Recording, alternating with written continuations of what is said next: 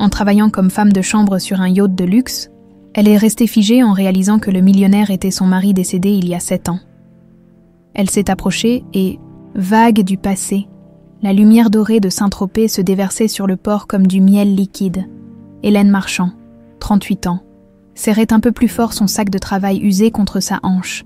Ses yeux, d'un bleu profond comme la Méditerranée, scrutaient l'imposante silhouette des yachts amarrés. C'était sa 10e année à nettoyer ses palais flottants, où les riches jouaient à être des dieux temporaires. « Maman, regarde le gros bateau !» s'exclama Lucie, sa fille de 6 ans, en pointant du doigt un yacht titanesque qui venait d'entrer dans la marina. Hélène sourit malgré sa fatigue. « Oui, ma puce, c'est un bateau pour les gens très riches. Comme papa en avait un », demanda innocemment Lucie, ses grands yeux verts brillants d'espoir. Le cœur d'Hélène se serra. « Non, chérie, le bateau de papa était beaucoup plus petit, un bateau de pêcheur, pas un palais. » Elle évitait de regarder la petite photo écornée de Raphaël qu'elle gardait toujours dans son portefeuille. 7 ans s'étaient écoulés depuis cette nuit terrible, où la mer avait englouti le bateau de son mari, 7 années où les vagues avaient continué de s'écraser sur le rivage, avec une indifférence cruelle, comme si elle n'avait pas détruit sa vie. « Allez, viens, on doit te déposer chez Madame Bertrand avant mon travail. » À chaque pas, Hélène sentait le poids familier de l'inquiétude l'envahir. Lucie toussait plus que d'habitude ce matin. Ses petites joues étaient trop pâles, presque translucides sous la lumière du soleil. Cette foutue maladie génétique, un héritage empoisonné de la lignée Marchand, qu'il lui avait légué sans le savoir. Dans le petit appartement qu'elle partageait à l'écart des quartiers touristiques, Hélène préparait Lucie pour la journée, vérifiant mécaniquement les médicaments dans son sac à dos rose. « Tu te rappelles, ma puce, si tu te sens fatiguée, tu dis à Madame Bertrand. »« D'accord. »« Oui, maman. » Lucie roula des yeux, avec cette impatience touchante des enfants face à l'inquiétude parentale. « Tu me dis ça tous les jours ?» Hélène se força à sourire, tout en préparant le petit déjeuner de sa fille. La cuisine était minuscule mais propre, décorée de dessins colorés de Lucie et de quelques photos du temps d'avant. L'une d'elles montrait Hélène et Raphaël sur sa barque. La belle Hélène, le jour où il l'avait demandée en mariage. Elle se souvenait encore du regard scandalisé de la famille Marchand lors du mariage. Comment Alphonse Marchand, le patriarche implacable, avait refusé d'assister à cette mascarade, jugeant qu'elle, simple institutrice, n'était pas digne du nom des Marchands, même si Raphaël avait choisi une vie modeste de pêcheur. Renonçant à la fortune familiale, le vieil homme considérait que son fils avait souillé leur lignée. « Maman, tu pleures encore », dit doucement Lucie, tendant sa petite main pour essuyer une larme qu'Hélène n'avait pas senti couler. « C'est rien, mon cœur. Juste une poussière dans l'œil. » Le téléphone d'Hélène vibra. Un message de son employeur. Elle était affectée aujourd'hui à un nouveau yacht, le Sainte-Hélène. Arrivée hier soir, elle devait s'y présenter à 9 heures précises. La matinée passa dans le rituel habituel. Déposer Lucie, prendre le bus, montrer son badge au contrôle de sécurité du port, mais en approchant du Sainte-Hélène, Hélène sentit un frisson inexplicable lui parcourir l'échine. « Coïncidence », murmura-t-elle. Le nom était juste une coïncidence. À bord, elle suivit le majordome à travers des couloirs aux murs lambrissés de bois précieux, l'odeur entêtante du luxe, un mélange de cuir, de parfum et de cigares, lui donnait toujours cette sensation d'être une intruse. « Les cabines principales sont au pont supérieur », expliquait le majordome avec un accent britannique impeccable. « Monsieur attend des invités ce week-end, tout doit être impeccable. Monsieur, le propriétaire, un certain Xavier Marchand, encore une coïncidence, » se dit Hélène. Marchand était un nom courant. Le téléphone d'Hélène vibra à nouveau. Le docteur Laurent, son cœur s'arrêta une seconde. Le médecin de Lucie n'appelait jamais sans raison. « Excusez-moi », dit-elle au majordome. « Je dois prendre cet appel. » Elle s'éloigna vers un recoin discret. « Allô, Madame Marchand, docteur Laurent à l'appareil. Pourriez-vous passer à mon cabinet ce soir? J'ai reçu les résultats des derniers examens de Lucie. » Son ton professionnel tentait maladroitement de masquer quelque chose. Hélène connaissait trop bien ce voile sur la voix des médecins quand les nouvelles n'étaient pas bonnes. « C'est grave », demanda-t-elle. La gorge serrée, le silence qui suivit fut sa réponse. « Je préfère en discuter en personne, disons 18 heures. » Après avoir raccroché, Hélène s'appuya contre le mur. respirant profondément pour calmer la panique qui montait en elle. L'horloge qui égrenait les jours de sa fille semblait soudain tourner plus vite. À cet instant précis, une voix d'homme résonna dans le couloir. Une voix qui figea Hélène sur place. « Jean, assurez-vous que le champagne soit à la bonne température pour ce soir. » Cette intonation, cette façon de rouler légèrement les airs, impossible. Elle se retourna lentement, comme dans un rêve. À 10 mètres d'elle se tenait un homme de dos, en costume bleu marine impeccable, des cheveux noirs légèrement bouclés, des épaules qu'elle aurait reconnues entre mille. L'homme se tourna, révélant un profil qui fit vaciller le monde d'Hélène. Ce nez droit, cette mâchoire forte, ce petit geste de passer la main dans ses cheveux. C'était lui, c'était Raphaël, mais quand leurs regards se croisèrent, il n'y eut aucun éclair de reconnaissance dans ses yeux, seulement la politesse froide d'un homme riche face à une employée. « Vous êtes nouvelle ?»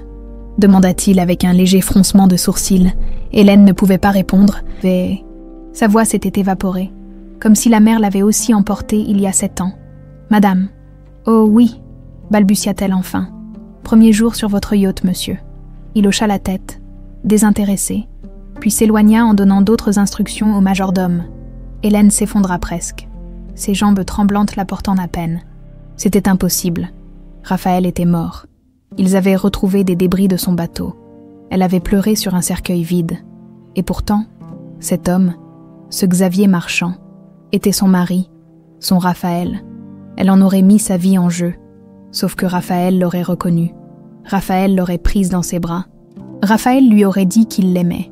Le téléphone d'Hélène vibra à nouveau. Un message cette fois. « Madame Bertrand, Lucie a eu un malaise. Rien de grave, mais elle demande sa maman. » Hélène ferma les yeux un instant. 2 bombes en une seule journée. Sa fille malade qui s'affaiblissait. Et maintenant, un fantôme qui la regardait comme une étrangère. Elle jeta un dernier regard vers l'homme qui s'éloignait. Qui était-il vraiment? Et comment allait-elle découvrir la vérité, alors que la vie de sa fille semblait suspendue à un fil de plus en plus ténu? L'horloge invisible continuait son décompte impitoyable. Pour Lucie, pour la vérité, pour tous les secrets que la mère avait gardés pendant 7 longues années. Fantôme sur le pont. Le lendemain matin, Hélène revint au yacht avec le cœur lourd et l'esprit embrumé. La nuit avait été interminable. Les paroles du doseur, Laurent résonnait encore dans sa tête. La maladie progresse plus vite que prévu. Sans transplantation dans les prochaines semaines, nous devrons envisager des options palliatives. Des options palliatives pour une enfant de 6 ans. Elle avait pleuré silencieusement dans la salle de bain pour que Lucie ne l'entende pas, puis avait souri bravement pendant le petit déjeuner, comme si le monde ne s'écroulait pas autour d'elle. « Tu es en retard », lança sèchement le majordome lorsqu'elle passa la passerelle du Sainte-Hélène. « Pardonnez-moi, ma fille était souffrante. » Le majordome la toisa avec une indifférence glaciale. « Monsieur Marchand reçoit des invités importants ce soir. Vous commencerez par nettoyer le pont supérieur et la salle à manger principale. » Hélène hocha la tête, serrant les dents. Dans un autre monde, elle aurait répliqué « La jeune professeure d'histoire-géographie qu'elle était autrefois n'aurait jamais toléré ce ton condescendant. » Mais aujourd'hui, ce travail était tout ce qui se dressait entre Lucie et la misère totale. Tandis qu'elle cirait méticuleusement la table en acajou de la salle à manger, son regard fut attiré par les photos encadrées sur le mur. L'une d'elles montrait Xavier Marchand serrant la main d'un politicien connu. Une autre le présentait recevant un prix d'excellence entrepreneuriale, mais c'était la troisième qui attira son attention comme un aimant. Xavier sur un voilier, le regard perdu vers l'horizon. Cette posture, cette façon de se tenir légèrement en biais, c'était Raphaël tout craché. « Qu'est-ce que vous regardez ?» La voix la fit sursauter. Xavier se tenait dans l'embrasure de la porte, vêtu d'un costume gris anthracite qui semblait avoir été cousu sur lui par des anges. « Pardonnez-moi, monsieur, je admirais simplement vos photos. » Il s'approcha, un verre de whisky à la main malgré l'heure matinale. La légère odeur d'alcool lui rappela que Raphaël ne buvait jamais avant le soir. « Vous êtes nouvelle. Comment vous appelez-vous ?»« Hélène ?» Elle hésita. « Hélène Marchand. » Une ombre passa sur son visage, si brève qu'elle aurait pu l'imaginer. « Marchand, comme moi. » Sa voix était parfaitement contrôlée. Trop parfaite. « J'ai épousé un marchand il y a 8 ans. Un parent à moi peut-être ?» demanda-t-il avec un sourire qui n'atteignait pas ses yeux. Je ne crois pas, mentit-elle. Il était pêcheur à Saint-Tropez. Pas du même monde que vous. En effet, il but une gorgée de whisky. Et où est ce pêcheur aujourd'hui, mort en mer il y a 7 ans? Xavier hocha la tête avec une compassion de façade. Toutes mes condoléances, Madame Marchand. Ce nom dans sa bouche, cette façon de le prononcer, c'était comme entendre un fantôme. Merci, monsieur. Il allait partir quand elle osa. Votre yacht, Sainte-Hélène, c'est un nom peu commun. Il se figea, dos tourné. Une coïncidence, j'en suis sûre. Vous savez ce que mon mari disait sur les coïncidences, qu'elles sont la façon de Dieu de rester anonyme. Ces mots, la phrase préférée de Raphaël, elle vit ses épaules se crisper imperceptiblement. Je ne crois pas en Dieu, Madame Marchand, seulement au hasard cruel de l'existence. Il quitta la pièce sans se retourner, laissant derrière lui un parfum coûteux qui masquait mal l'odeur de peur qu'Hélène avait appris à reconnaître au fil des années. L'après-midi s'étirait comme un élastique tendu à se rompre. Hélène nettoyait mécaniquement, son esprit bouillonnant de questions. Le yacht lui-même semblait la narguer avec son opulence indécente. La cabine principale était plus grande que tout son appartement. Le lit aux draps de soie égyptienne aurait pu accueillir 5 personnes. Dans la salle de bain en marbre de Carrare, les robinets étaient plaqués or véritable. Tout ce luxe pour un seul homme, alors que sa Lucie dormait dans une chambre minuscule et avait besoin de médicaments qu'elle pouvait à peine se permettre. Sur le bureau en ébène, elle remarqua un agenda en cuir. Sa main hésita. C'était mal, c'était imprudent. Mais la vie de sa fille, elle l'ouvrit rapidement. Des rendez-vous d'affaires, des noms prestigieux, rien de personnel. Puis, en tournant une page, quelque chose tomba, une carte de visite. Dr. Philippe Mercier, spécialiste en reconstruction identitaire et chirurgie plastique. Reconstruction identitaire. Un bruit la fit sursauter. Elle remit précipitamment la carte à sa place et ferma l'agenda. Le majordome apparut à la porte. Madame Marchand, monsieur souhaite que vous prépariez la terrasse pour l'apéritif. Ses invités arriveront dans 1 heure. Le soleil commençait à décliner sur la Méditerranée, peignant le ciel de teintes orangées qui rappelaient à Hélène les couchers de soleil qu'elle observait avec Raphaël, blotti contre lui sur sa barque.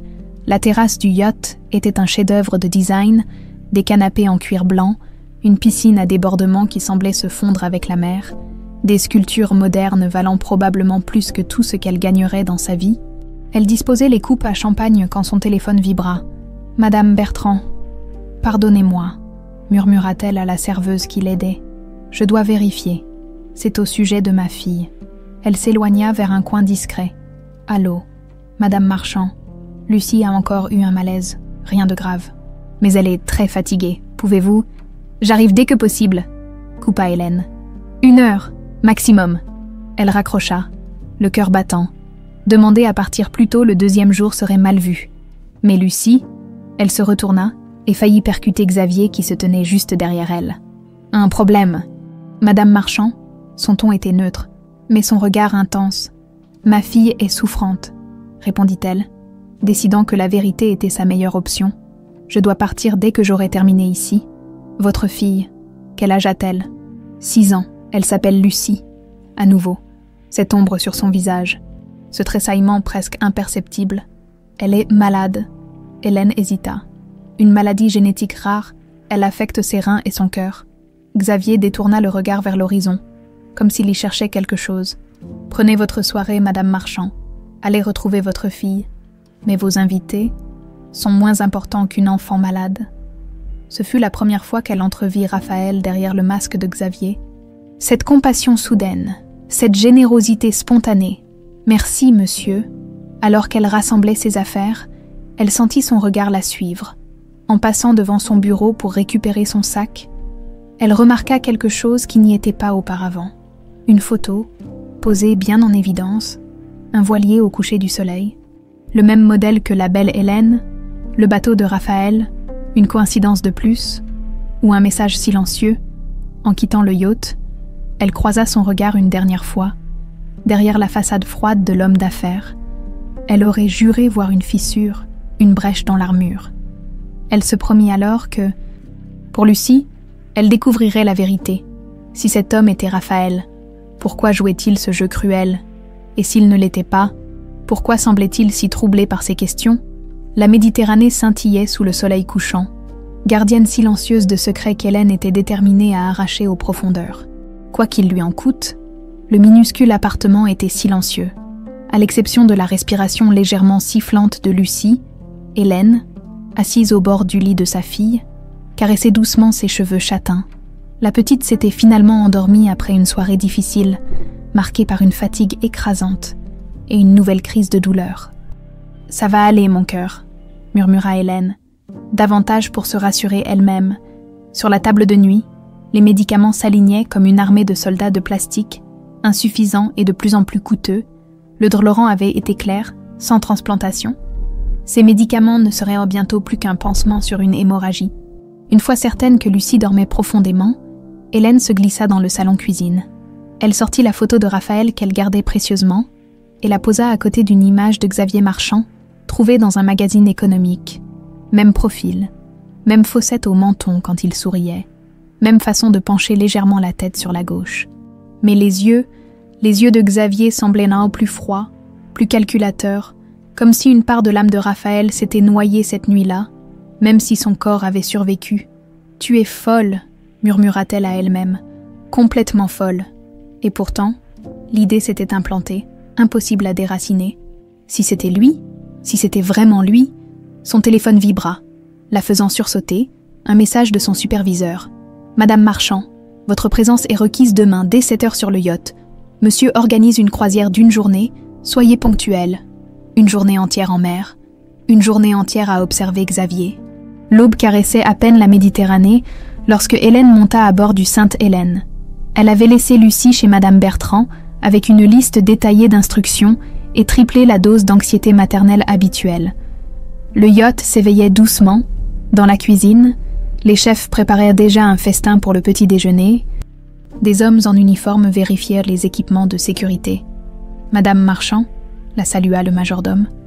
Vous préparerez les cabines des invités pour leur sieste après le déjeuner. Ensuite, vous serez de service pour le dîner. Hélène acquiesça et se dirigea vers les cabines inférieures. Son esprit, cependant, était entièrement focalisé sur un plan audacieux qui avait germé pendant sa nuit blanche. Les cabines des invités étaient somptueuses, bien que plus modestes que la suite principale. Hélène changea les draps, disposa des serviettes fraîches parfumées à la lavande et vérifia les mini-bars. Puis, alors que le yacht commençait à s'éloigner du port, elle ralentit délibérément son rythme, calculant son timing pour se retrouver près de la cabine principale au moment où tous seraient sur le pont supérieur pour le départ. Le vrombissement des moteurs couvrait le battement frénétique de son cœur. Dans le couloir désert, elle jeta un regard furtif des deux côtés, puis se glissa dans la suite de Xavier. La chambre était impeccablement rangée, sans doute l'œuvre d'une femme de ménage passée avant elle. Hélène savait qu'elle disposait de 15 minutes, peut-être 20, avant que quelqu'un ne descende. Les tiroirs de la commode ne révélèrent rien d'intéressant, des vêtements luxueux, parfaitement pliés. La salle de bain regorgeait de produits de beauté hors de prix, mais rien de personnel. Dans la penderie, elle examina rapidement les costumes. Sur l'un d'eux, une étiquette intérieure attira son attention. Xavier Marchand, Lyon, 2024. Raphaël n'avait jamais mis les pieds à Lyon. Son assurance vacilla, mais elle poursuivit. Le bureau semblait être sa dernière chance, sous clé bien sûr. Mais Hélène n'avait pas passé 7 ans à nettoyer des yachts de milliardaires sans apprendre quelques astuces. Avec une épingle à cheveux, elle réussit à forcer la serrure après quelques tentatives. Le premier tiroir contenait des documents commerciaux, le deuxième, des passeports et des cartes d'identité. Elle saisit le passeport français, Xavier François Marchand, né le 15 juillet 1985 à Lyon. Raphaël était né le 15 mars 1984. À Marseille, son cœur se serra. Était-elle en train de devenir folle, voyant des fantômes là où il n'y avait que des ressemblances fortuites? Le troisième tiroir était fermé par une serrure distincte, plus sophistiquée, impossible à ouvrir avec une simple épingle. Frustrée, Hélène allait abandonner quand elle remarqua une clé minuscule dissimulée sous le sous-main en cuir. Les mains tremblantes, elle ouvrit le tiroir secret, un écrin de velours noir. À l'intérieur, un vieux coquillage percé, monté en pendentif sur une chaîne d'argent. Son souffle se coupa net. C'était le pendentif qu'elle avait offert à Raphaël le jour où ils s'étaient rencontrés sur la plage. un coquillage qu'elle avait ramassé et transformé maladroitement en bijou, un souvenir que personne d'autre ne pouvait posséder. « Je peux savoir ce que vous faites. » La voix glaciale la figea sur place. Xavier Marchand se tenait dans l'encadrement de la porte, le visage durci par la colère. « Monsieur, fouillez dans mes affaires personnelles, volé, peut-être ?» Hélène referma précipitamment le tiroir. Mais il était trop tard. Il avait vu. « Ce n'est pas ce que vous croyez. »« Ah non !» Xavier s'approcha, menaçant. « Éclairez-moi, Madame Marchand. » La façon dont il prononça son nom, leur nom, était chargée d'une émotion qu'elle ne pouvait définir. « Ce pendentif, dit-elle, la gorge serrée, je l'ai fait moi-même. Pour mon mari. Pure coïncidence. » Son ton était catégorique, mais ses yeux fuyaient. « Raphaël adorait ce coquillage, poursuivit-elle, s'enhardissant. Il disait que c'était notre porte-bonheur, qu'il le garderait toujours. Assez !»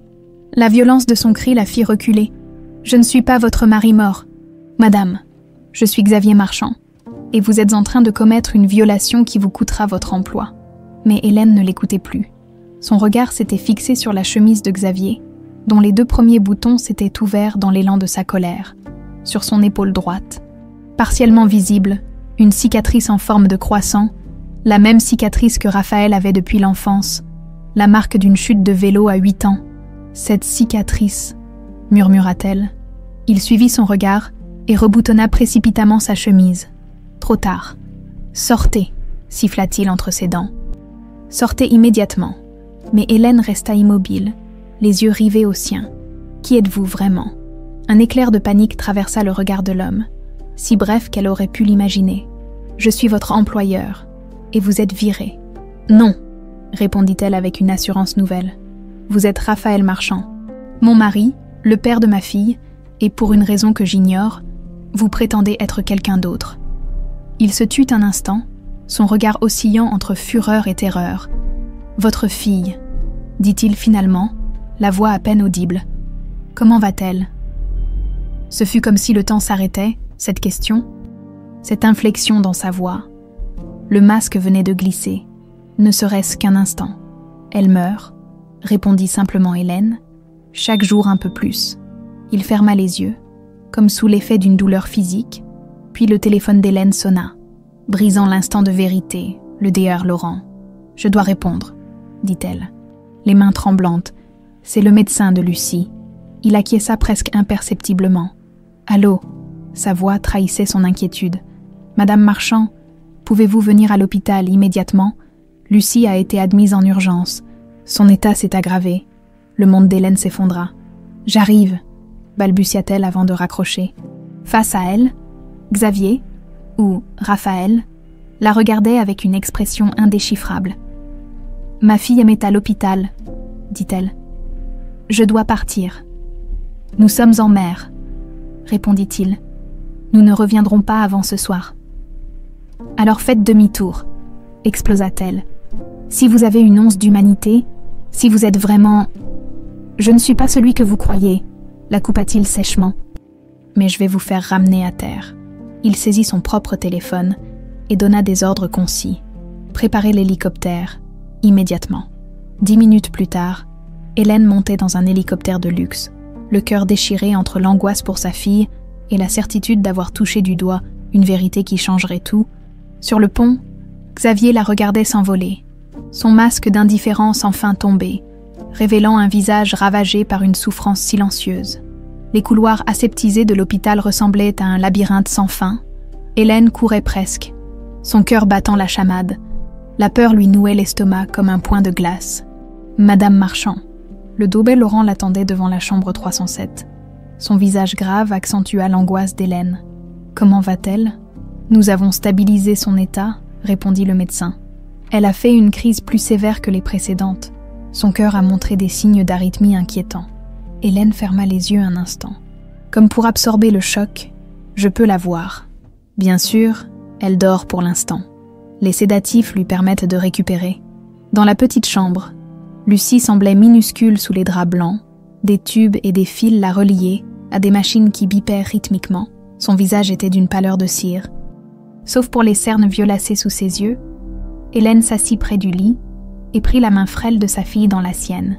« Madame Marchand, » reprit doucement le dedeur, Laurent, « nous devons parler de la suite. » Elle leva les yeux vers lui, reconnaissant le ton qu'adoptent les médecins avant d'annoncer de mauvaises nouvelles. Les résultats des derniers examens sont formels. La dégradation de sa fonction rénale s'accélère, sans transplantation dans les prochaines semaines. Je crains que... Combien de temps ? La question sortit comme un murmure brisé. 1 mois, peut-être 6 semaines. Un silence lourd s'abattit entre eux, rompu uniquement par le bip régulier des machines. « Vous êtes compatibles ?» demanda-t-elle, s'accrochant à cet espoir. « Nous avons vérifié, malheureusement non. Votre groupe sanguin et vos marqueurs HLA sont trop différents. Et son père, le DR, Laurent haussa les sourcils. Son père, je croyais qu'il était décédé. Hélène hésita. Comment expliquer l'inexplicable ? C'est compliqué. S'il est vivant, il faudrait le tester immédiatement. Les parents biologiques ont souvent la plus forte compatibilité. Elle hocha la tête, l'esprit tournoyant autour d'une idée folle, mais de plus en plus certaine. Je vais m'en occuper. 3 jours passèrent sans qu'Hélène ne retourne au yacht. Elle n'avait pas quitté le chevet de Lucie, dormant sur un fauteuil inconfortable, se nourrissant de café insipide et de sandwichs de la cafétéria. Lucie s'était réveillée, plus faible mais toujours souriante. « Tu as l'air fatiguée, maman ?» avait-elle dit avec cette perspicacité désarmante des enfants. « C'est toi qui es à l'hôpital, et c'est moi qui ai l'air fatiguée. Quelle injustice !» avait plaisanté Hélène, ravalant ses larmes. Ce matin-là, alors que Lucie somnolait après sa prise de médicaments, Hélène reçut un message inattendu.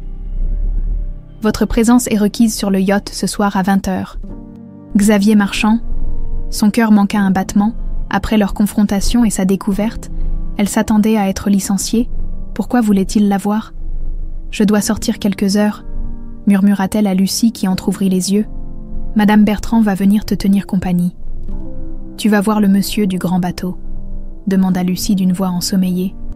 Hélène se figea. « Comment sais-tu ? » ?»« Tu as dit son nom dans ton sommeil, » répondit simplement l'enfant avant de se rendormir. Le soleil se couchait lorsqu'Hélène arriva au port. Le Sainte-Hélène étincelait sous les derniers rayons, majestueux et intimidant. En montant la passerelle, elle sentit une détermination nouvelle l'envahir. Pour Lucie, elle affronterait n'importe quoi, n'importe qui, même un fantôme. À sa surprise, le yacht semblait presque désert. Aucun signe des domestiques habituels. Seul le majordome l'accueillit avec sa froideur coutumière. « Monsieur vous attend dans son bureau. » Le bureau était plongé dans une semi-obscurité. Uniquement éclairé par une lampe de table qui projetait des ombres dansantes, Xavier, ou celui qu'elle était désormais certaine d'être Raphaël, se tenait devant la fenêtre, dos tourné, un verre à la main. « Comment va-t-elle » demanda-t-il sans préambule, sans se retourner. « Elle meurt. » Hélène ne voyait aucune raison d'adoucir la réalité. Les médecins lui donnent 1 mois, peut-être moins. Il porta le verre à ses lèvres, dans la pénombre. Sa silhouette paraissait presque fantomatique. « Que puis-je faire ?» La question était posée d'une voix neutre, comme celle d'un étranger offrant poliment son aide. Mais Hélène n'était pas dupe. Elle a besoin d'une greffe de rein, un donneur compatible. Et vous êtes venu me demander de l'argent pour trouver ce donneur. Il y avait une pointe d'amertume dans sa voix. « Non, » répondit calmement Hélène. « Je suis venue demander au père de ma fille de la sauver. » Le silence qui suivit était si épais qu'on aurait pu le couper au couteau. Puis, lentement, il se retourna pour lui faire face. Dans la lumière tamisée, son visage semblait plus proche de celui du Raphaël qu'elle avait aimé, les traits moins durs, le regard moins froid. « Je ne suis pas Raphaël Marchand, » dit-il, mais sans conviction. « Alors comment expliquez-vous la cicatrice sur votre épaule ? Le pendentif que je vous ai offert, la façon dont vous prononcez mon nom, des coïncidences. Et cette façon d'incliner légèrement la tête quand vous réfléchissez, et cette manie de tapoter votre index contre votre verre quand vous êtes nerveux, comme maintenant. » Il baissa les yeux vers sa main qui, effectivement, tapotait nerveusement contre le cristal. « Si vous n'êtes pas Raphaël, prouvez-le !» le défia-t-elle. « Laissez-moi faire un test ADN pour Lucie. Si je me trompe, je disparaîtrai de votre vie à jamais. Et si vous avez raison, » la question était à peine audible. « Alors vous devrez décider qui vous êtes vraiment, et ce que vaut la vie de votre fille. » Il vida son verre d'un trait, et le posa brusquement sur le bureau. « Je peux aider financièrement, j'ai des contacts dans le milieu médical, je trouverai les meilleurs spécialistes, Elle n'a pas besoin d'argent, s'emporta Hélène. Elle a besoin d'un père, d'un donneur compatible. Je ne peux pas, cria-t-il soudain, frappant du poing sur le bureau. Je ne peux pas être Raphaël Marchand. Il est mort, mort, dans cet éclat de colère. Son accent marseillais, l'accent de Raphaël, avait percé sous le vernis parisien soigneusement cultivé. Hélène s'approcha lentement de lui, jusqu'à ce que leurs visages ne soient plus qu'à quelques centimètres l'un de l'autre. « Pourquoi » murmura-t-elle. « Pourquoi cette mascarade ? Pourquoi nous abandonner ?» Leurs regards s'accrochèrent dans la pénombre. Pendant un instant, le masque tomba complètement. Dans ses yeux, elle vit une souffrance immense, une culpabilité dévorante. Puis, aussi vite qu'il était apparu, le moment de vérité s'évanouit. Il recula, rajustant sa posture, redevenant Xavier Marchand. « Je vous aiderai à trouver un donneur, » dit-il froidement. « Je mobiliserai toutes mes ressources, mais ne revenez jamais avec ces délires. » Hélène sentit une vague de désespoir l'envahir. Puis la colère prit le dessus. « Ma fille, votre fille, n'a pas le temps d'attendre vos jeux d'ego. Elle est en train de mourir pendant que vous vous cachez derrière un nom qui n'est pas le vôtre. » Elle fouilla dans son sac et en sortit une photo encadrée. Lucie, sur son lit d'hôpital, souriante malgré les tubes et les machines. « Regardez-la » ordonna-t-elle en lui tendant le cadre. « Regardez-la et dites-moi que ce n'est pas votre fille. » Il prit la photo d'une main légèrement tremblante. Ses yeux s'attardèrent sur le visage de l'enfant, sur ses yeux verts identiques aux siens, sur ce sourire qui ressemblait tant à celui de sa propre mère. Quelque chose se brisa en lui. Une larme solitaire glissa sur sa joue, qu'il essuya rageusement. « Partez » dit-il d'une voix étranglée. « S'il vous plaît » Mais Hélène ne bougea pas. « Pas avant que vous admettiez la vérité. »« La vérité » répéta-t-il avec un rire amer. « La vérité pourrait tous nous tuer, cette phrase. Plus que tout le reste, » confirma ses soupçons. Il y avait une raison à cette mascarade. Une raison assez grave pour qu'il abandonne sa famille. « Demain, » dit-elle finalement. « Je reviendrai demain, et nous parlerons. Vraiment. » Il hocha imperceptiblement la tête, vaincu, alors qu'elle atteignait la porte. Il l'appela doucement. « Hélène. » Elle se retourna. « Dites-lui que je suis désolée. » Dans ces mots, dans cette voix, elle reconnut enfin, sans l'ombre d'un doute, l'homme qu'elle avait aimé, l'homme qu'elle avait perdu, l'homme qui pourrait sauver leur fille, s'il trouvait le courage d'affronter les fantômes qui le hantaient. La tempête s'était levée soudainement, comme souvent en Méditerranée à cette saison. Des nuages noirs s'amoncelaient au-dessus de Saint-Tropez, et la mer, auparavant paisible, se déchaînait maintenant contre la coque du Sainte-Hélène. Hélène avait passé la journée à l'hôpital, tenant la main de Lucie qui s'affaiblissait d'heure en heure. Les médecins parlaient-ils maintenant à voix basse devant la porte, échangeant des regards qui en disaient long. « Va retrouver le monsieur du bateau », avait murmuré Lucie avant de s'endormir. « Tu sembles moins triste quand tu parles de lui ?» Ces mots innocents avaient transpercé le cœur d'Hélène. Comment sa fille pouvait-elle percevoir ce lien, cette obsession qui la consumait? Maintenant, sous la pluie battante, elle grimpait la passerelle du yacht. Le majordome, surpris par son arrivée tardive, l'accueillit avec réticence. « Monsieur ne reçoit personne ce soir. Dites-lui que c'est Hélène, et que c'est urgent. » Quelques minutes plus tard, elle fut conduite non pas au bureau, mais sur le pont supérieur couvert. La tempête faisait rage autour d'eux, les vagues s'écrasant contre la coque, le vent hurlant comme une bête sauvage. Xavier, ou plutôt Raphaël, car elle ne pouvait plus le penser autrement, se tenait près de la rambarde. Les mains crispées sur le métal, ses cheveux et sa chemise étaient trempés, comme s'il avait délibérément affronté les éléments. « Belle soirée pour une promenade, n'est-ce pas ?» lança-t-il avec un rire sans joie. « Lucie va plus mal, » répondit-elle directement. « Les médecins ne sont pas optimistes. » Il tressaillit, comme frappé physiquement par ces mots. « Je suis désolé. Être désolé ne la sauvera pas. » Un éclair déchira le ciel, illuminant brièvement son visage ravagé par une douleur qu'il ne cherchait plus à dissimuler. « Pourquoi êtes-vous venue, Hélène ? Pour la vérité, pour comprendre pourquoi l'homme que j'aimais a préféré nous abandonner plutôt que d'être avec nous. L'homme que vous aimiez est mort, » répondit-il mécaniquement, mais sans conviction. Alors pourquoi sa fille a-t-elle exactement les mêmes yeux que vous ? Lança-t-elle. Décidée à briser enfin le mur qu'il avait érigé entre eux, le coup porta. Il chancela légèrement, s'agrippant plus fort à la rambarde. Un nouveau tonnerre roula au-dessus d'eux, comme un avertissement cosmique. « Regardez-moi » exigea-t-elle en s'approchant. « Regardez-moi dans les yeux et dites-moi que vous n'êtes pas Raphaël Marchand, que vous n'êtes pas le père de Lucie. » Il se tourna lentement vers elle, son visage ruisselant, de pluie ou de larmes, impossible de le dire. Leurs regards se croisèrent dans la pénombre orageuse. Et quelque chose se brisa en lui. « Oui » murmura-t-il, sa voix à peine audible sous le fracas de la tempête. « Je suis Raphaël, mais j'ai dû mourir, pour que vous puissiez vivre. » Ces mots, prononcés dans un souffle, déclenchèrent un tremblement incontrôlable chez Hélène. 7 ans de deuil, de questions, de solitude, tout s'effondrait en un instant. Pourquoi ? Sa voix n'était qu'un filet étranglé. Pourquoi ? Il s'effondra sur un banc, le visage enfoui dans ses mains. Quand il releva la tête, il semblait avoir vieilli de 10 ans.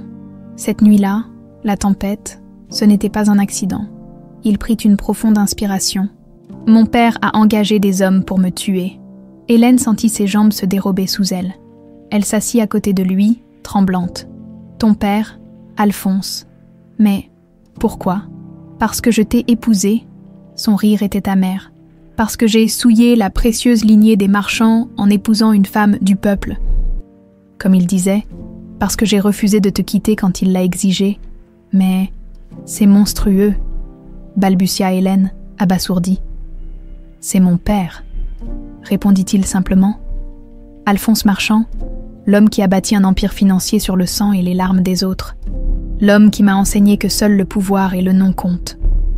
Un éclair illumina à nouveau son visage, révélant une cicatrice le long de sa tempe qu'elle n'avait pas remarquée auparavant. « Que s'est-il passé cette nuit-là » demanda-t-elle doucement. Raphaël ferma les yeux, comme pour mieux revivre ce cauchemar. 2 hommes m'attendaient en mer. Ils ont sabordé mon bateau, m'ont frappé et m'ont laissé pour mort. Mais j'ai survécu, accroché à une épave. Un pêcheur m'a trouvé au matin, inconscient, méconnaissable à cause des coups. Il passa la main sur la cicatrice à sa tempe. Quand je me suis réveillée, 3 jours plus tard, j'étais dans une clinique privée en Italie. Mon père était là, avec ses avocats. Il m'a expliqué froidement la situation. Si je tentais de revenir vers toi, vous seriez tous les 2 éliminés, toi et notre bébé à naître. Il savait pour ma grossesse, s'étonna Hélène. Il savait tout. Il a toujours tout su. Son regard se perdit dans les ténèbres orageuses. Il m'a présenté un marché. J'acceptais de disparaître, d'assumer l'identité de mon cousin Xavier décédé quelques années plus tôt, et en échange, vous auriez la vie sauve. Pendant 7 ans, tu as vécu cette mascarade. La colère et la compassion se disputaient en elle. J'étais surveillée constamment, chaque mouvement, chaque appel, chaque email. J'ai vécu à Lyon, puis à l'étranger, toujours sous l'œil vigilant des hommes de mon père. Il a fallu des années pour que je gagne une certaine liberté.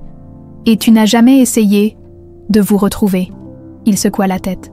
J'ai essayé une fois, il y a 3 ans, le lendemain. Un accident a failli tuer la nounou qui s'occupait de Lucie. Le message était clair. Hélène frissonna, se souvenant de cet incident inexpliqué où Madame Bertrand avait été renversée par une voiture qui avait pris la fuite. Pourquoi maintenant ? Pourquoi revenir à Saint-Tropez ?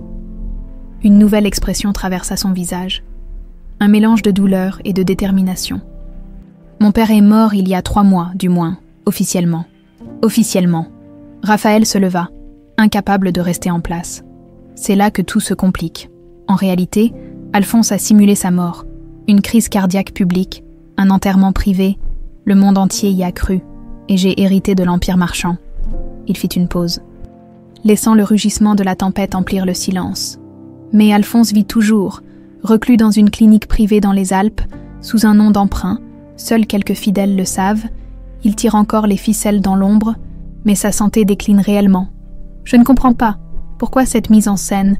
Des problèmes juridiques, des enquêtes financières qui se rapprochaient. Il a préféré mourir plutôt que d'affronter la justice. Et moi, son fils obéissant, j'ai hérité non seulement de sa fortune, mais aussi de ses problèmes. Hélène assimilait ses révélations, pièce par pièce. Et tu es revenu à Saint-Tropez pour vous voir. De loin, admit-il dans un murmure. Je voulais juste savoir que vous alliez bien. Je ne pensais pas que tu travaillerais sur mon yacht. Je ne pensais pas que tu me reconnaîtrais. Je t'aurais reconnu n'importe où, répondit-elle doucement. Et maintenant, il s'approcha d'elle, hésitant, puis prit ses mains dans les siennes. Le contact de sa peau était électrisant, familier et étranger à la fois. Maintenant, je vais sauver notre fille. Je vais faire les tests de compatibilité dès demain. Et après, osa-t-elle demander. Son regard s'assombrit. Après, je ne sais pas si mon père découvre tout ceci, s'il apprend que je t'ai révélé la vérité, mais tu viens de dire qu'il est mourant. Mourant, mais toujours dangereux. Ces hommes n'ont pas besoin qu'il soit en bonne santé pour exécuter ses ordres.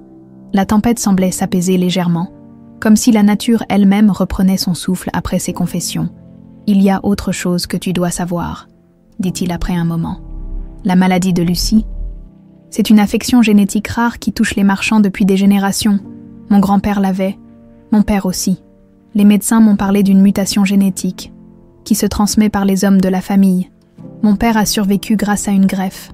Le donneur était son propre père. » Les yeux d'Hélène s'écarquillèrent lorsqu'elle comprit les implications. « Tu veux dire que, si je ne suis pas compatible, il n'y a qu'une seule autre personne qui pourrait l'être. Alphonse, souffla-t-elle. L'homme qui a essayé de te tuer est le seul qui pourrait sauver sa petite fille. » Raphaël acquiesça gravement. « Maintenant tu comprends dans quel piège nous sommes. Si je m'expose comme étant Raphaël, si je révèle qu'Alphonse est vivant, nous risquons tous notre vie. Mais si je ne fais rien, Lucie meurt, » compléta Hélène, la gorge serrée. Il prit son visage entre ses mains, un geste si familier qu'il lui arracha des larmes. « Je te promets une chose, Hélène, j'ose. Quoi qu'il arrive, je ne vous abandonnerai plus jamais, même si cela doit me coûter la vie. » Sous les derniers grondements de la tempête, leurs lèvres se trouvèrent, scellant une promesse que ni la mort, ni les mensonges, ni 7 années de séparation n'avaient pu briser. L'aube se levait timidement sur la baie de Saint-Tropez. Les derniers vestiges de la tempête s'étaient dissipés, laissant derrière eux un ciel lavé et une mer apaisée sur le pont du Sainte-Hélène. Hélène et Raphaël étaient restés toute la nuit, enlacés, rattrapant 7 années de silence forcé. « Raconte-moi », murmura Hélène, sa tête posée sur l'épaule de Raphaël. « Raconte-moi ces années », il soupira, caressant doucement ses cheveux. « Après l'accident, j'ai passé des mois dans cette clinique en Italie. Chirurgie du visage, rééducation, apprentissage de ma nouvelle identité. Les hommes de mon père me surveillaient jour et nuit. Ils t'ont changé le visage. » Hélène recula pour mieux l'observer. « Subtils ajustements, » expliqua-t-il en passant ses doigts le long de sa mâchoire. Le nez légèrement affiné, le menton remodelé, assez pour brouiller les pistes, pas assez pour être méconnaissable. Xavier Marchand était un cousin éloigné mort dans un accident de voiture quelques années plus tôt. Personne ne l'avait vraiment connu à Lyon, ce qui rendait la substitution plus facile. Et après l'Italie, Lyon, comme prévu, j'ai dû apprendre à gérer les affaires familiales. Mon père me formait à distance, envoyant ses conseillers, testant ma loyauté. Chaque jour était un combat pour ne pas tout abandonner et courir vers toi. Sa voix se brisa légèrement. Je recevais des rapports sur vous deux, des photos prises à votre insu, Lucie bébé, Lucie à l'école maternelle. Tu nous espionnais. Le ton d'Hélène oscillait entre indignation et compassion. Je m'assurais que vous alliez bien. C'était ma seule fenêtre sur votre vie. Je savais pour l'appartement trop petit. Pour tes difficultés financières après avoir quitté l'enseignement, je savais que Lucie était malade, mais j'ignorais la gravité. Il se leva, incapable de rester en place, et s'approcha du bastingage. Le soleil naissant illuminait son profil, révélant la douleur inscrite sur ses traits. Il y a 3 ans, quand Lucie a été hospitalisée pour la première fois, j'ai craqué. J'ai essayé de vous contacter anonymement, d'envoyer de l'argent. C'est là que la nounou a eu son accident. Madame Bertrand a failli mourir, murmura Hélène, frissonnant au souvenir. Le message de mon père était clair. Si je tentais quoi que ce soit, ce serait Lucie la prochaine fois, ou toi. Un silence lourd s'installa entre eux, empli de possibilités perdues et de chemins non pris. Et puis, il y a 3 mois, tout a changé, reprit Raphaël. Mon père m'a convoqué à Genève. Il m'a expliqué son plan. Simuler sa mort pour échapper aux enquêtes fiscales qui se rapprochaient dangereusement. Il avait tout préparé. Le faux malaise en public, le certificat de décès signé par un médecin complice, l'enterrement privé avec un cercueil vide. Pourquoi t'avoir choisi comme héritier? Il aurait pu tout laisser à quelqu'un d'autre. Le nom, toujours le nom, dit-il avec amertume. L'empire marchand devait rester aux mains d'un marchand. Et j'étais le fils obéissant qui avait prouvé sa loyauté pendant 7 ans. Il se tourna vers elle, ses yeux reflétant une détermination nouvelle. Quand j'ai hérité, j'ai finalement eu accès à tous ses dossiers secrets, à ses réseaux d'informateurs, à ses comptes cachés. J'ai découvert l'ampleur de sa corruption, mais aussi ses faiblesses. Et j'ai commencé à planifier. Planifier quoi? Ma libération, notre réunion, éventuellement. Il eut un sourire triste. Je devais être prudent.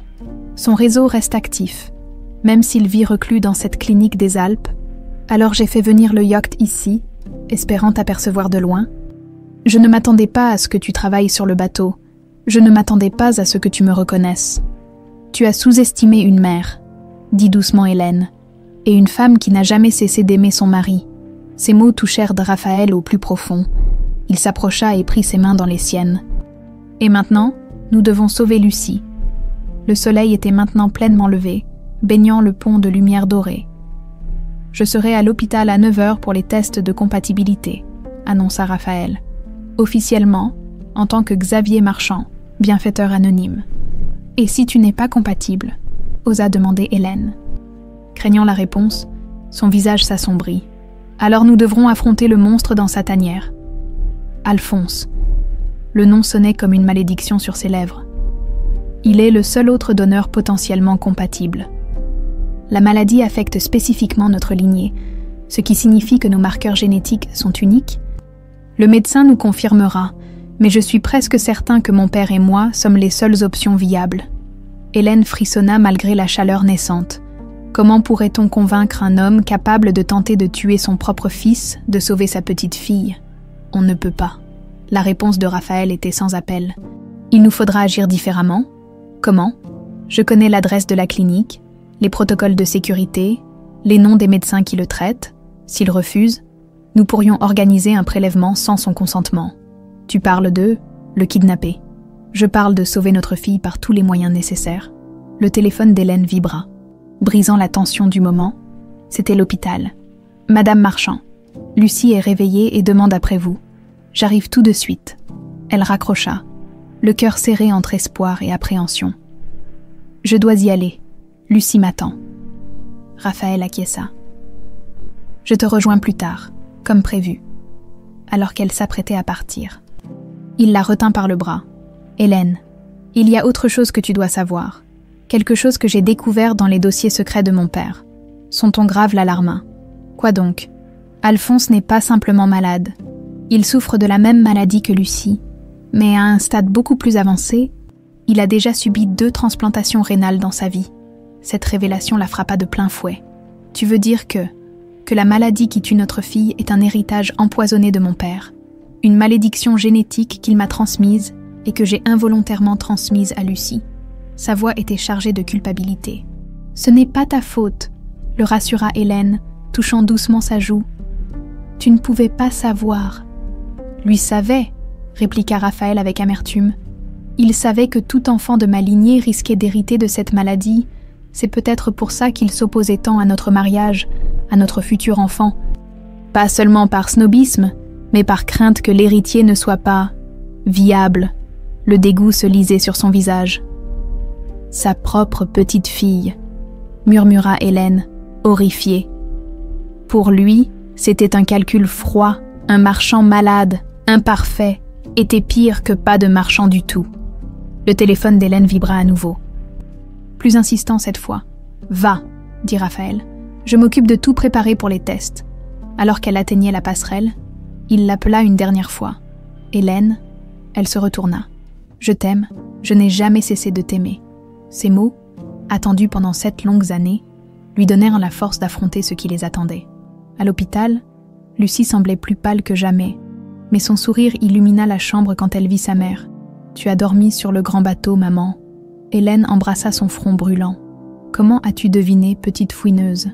Tu sens le parfum de la mer, Lucie plissa son nez, et tu souris différemment, comme sur les vieilles photos avec papa. Ces mots innocents bouleversèrent Hélène. Comment expliquer à une enfant de 6 ans que son père, censé être mort, était vivant, qu'il avait été forcé de les abandonner, que le grand-père qu'elle n'avait jamais connu était peut-être à la fois leur pire ennemi et son seul espoir de survie? Lucie, écoute-moi bien. Aujourd'hui, un monsieur très gentil va venir te voir. Il va faire des examens pour voir s'il peut t'aider à guérir. Les yeux de la petite s'écarquillèrent.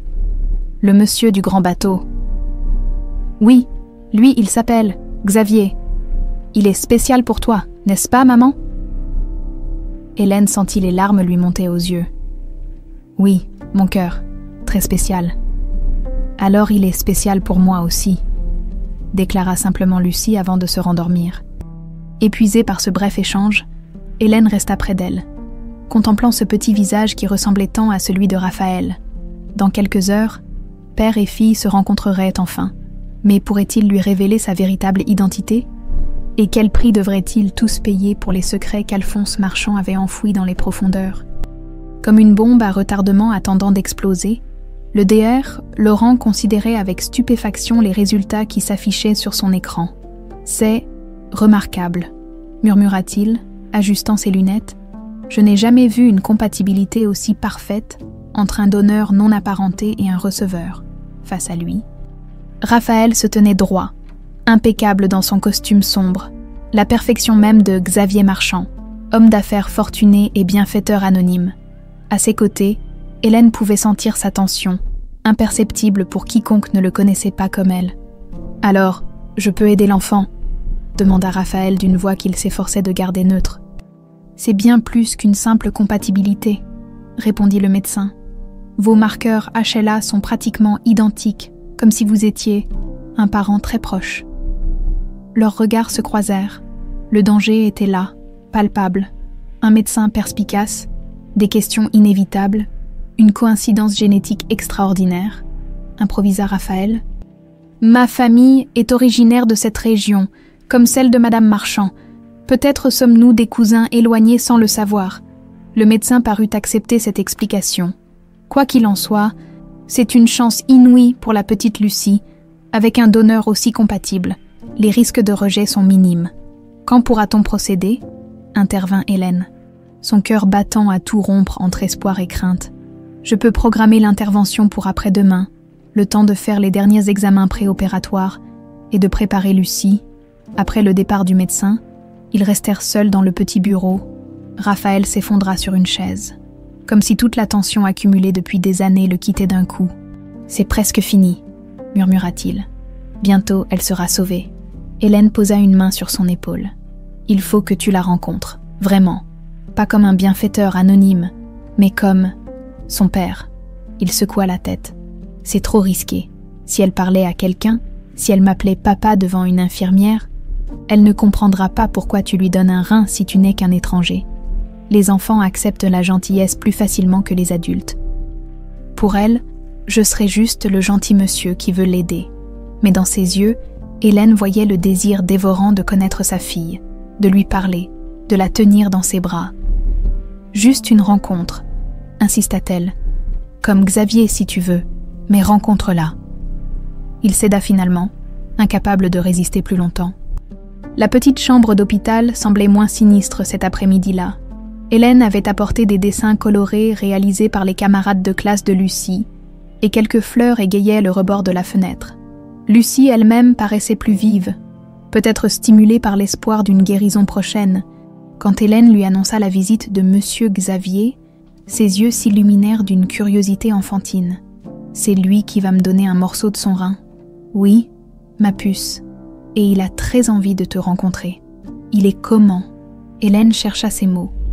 Comment décrire à sa fille l'homme qui était son père sans trahir ce secret crucial? « Il est grand, avec des yeux verts comme les tiens, et il est très gentil, comme papa sur les photos. » La question innocente lui noua la gorge. Oui, un peu comme lui. Quand Raphaël entra dans la chambre, le temps sembla se suspendre.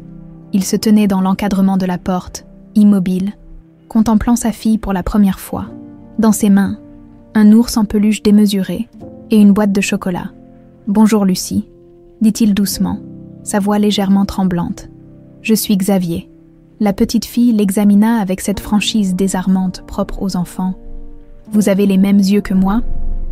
Raphaël jeta un regard paniqué vers Hélène, qui intervint rapidement. « C'est vrai que vous avez la même couleur d'yeux, c'est amusant. C'est pour ça que vous pouvez me donner votre rein, » poursuivit Lucie, imperturbable. « Parce qu'on se ressemble, en quelque sorte, » répondit-il, s'approchant timidement. « Nos corps sont compatibles. C'est comme si nous étions faits du même bois, comme une famille. » Le mot « famille » le frappa comme un coup physique. Il s'assit au bord du lit, luttant contre l'émotion qui menaçait de le submerger. « Un peu comme ça, oui. » Il lui tendit l'ours. « Je t'ai apporté ça. Il s'appelle Marin. Comme la mer. » Les yeux de Lucie s'illuminèrent en serrant la peluche. « Exactement. J'ai toujours aimé la mer. Ton papa aussi, non ? Il était pêcheur, » acquiesça Lucie. « Maman dit qu'il connaissait tous les secrets de la mer. Je suis sûre que c'était un homme formidable. » « Il l'était, » intervint Hélène, la voix chargée de sous-entendus que seul Raphaël pouvait comprendre. La visite se poursuivit, étrangement naturelle malgré les non-dits et les secrets.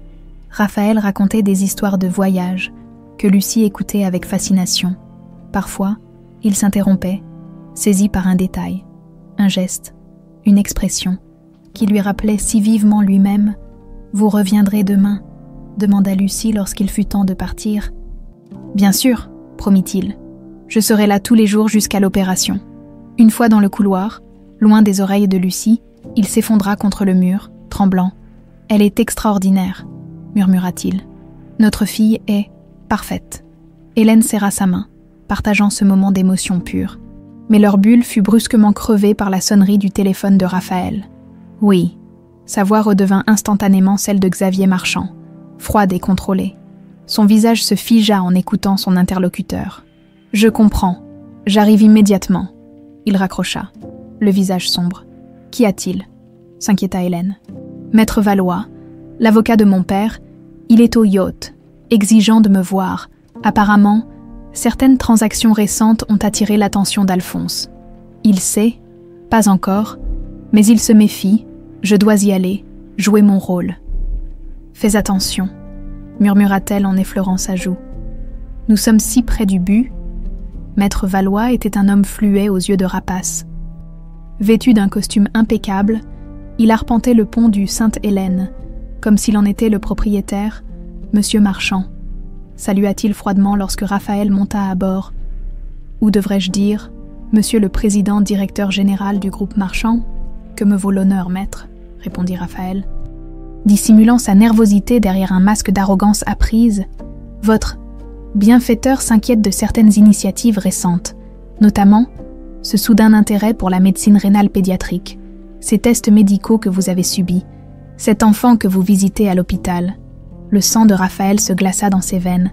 Ils étaient insurveillés, bien sûr qu'ils l'étaient. Mes affaires philanthropiques ne concernent que moi, répliqua-t-il sèchement. Tout ce que vous faites concerne votre bienfaiteur, corrigea l'avocat avec un sourire reptilien. Surtout quand cela implique une certaine Hélène Marchand et sa fille Lucie. Entendre ces noms dans la bouche de l'homme de main de son père lui donna envie de l'étrangler sur place. « Comment va le bienfaiteur ?» demanda-t-il plutôt, se forçant au calme. « Sa santé décline. Ses reins, justement, lui causent des soucis.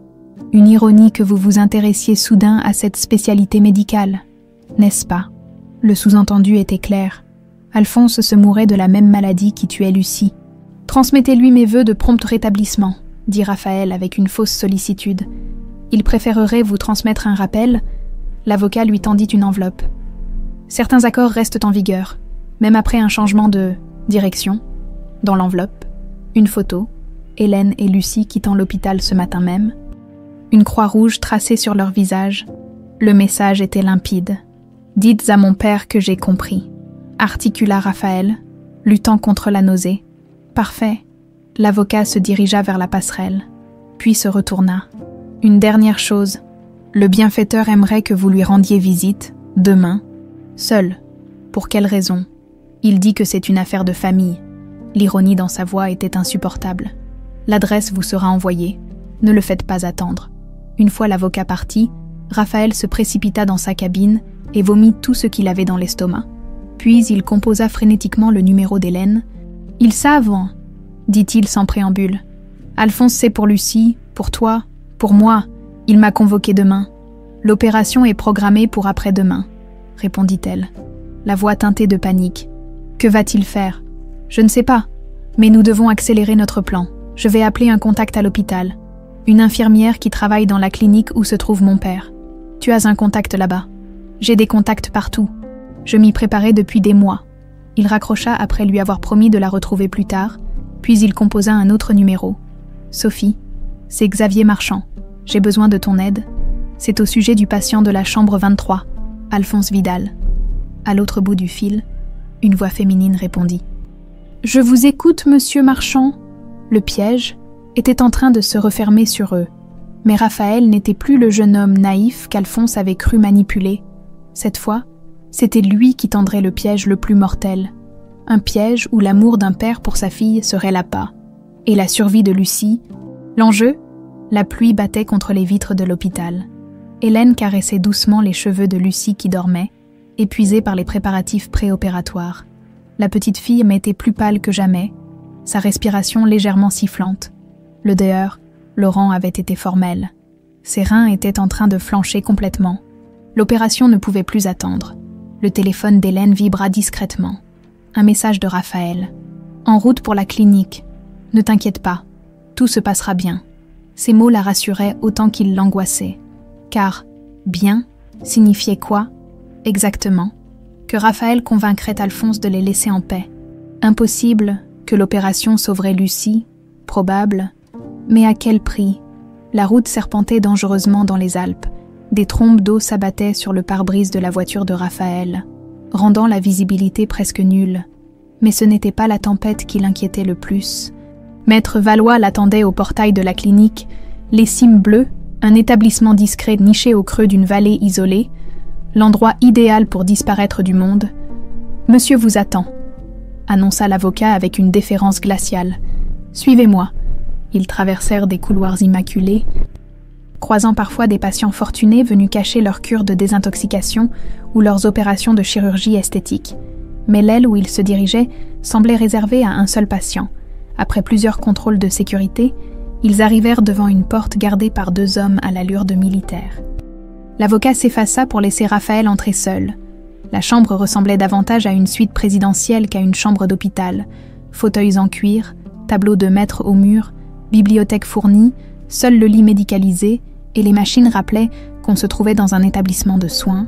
Alphonse Marchand était assis dans un fauteuil face à la fenêtre, contemplant la tempête qui faisait rage. À 75 ans, il avait cette allure aristocratique que même la maladie ne parvenait pas à entamer.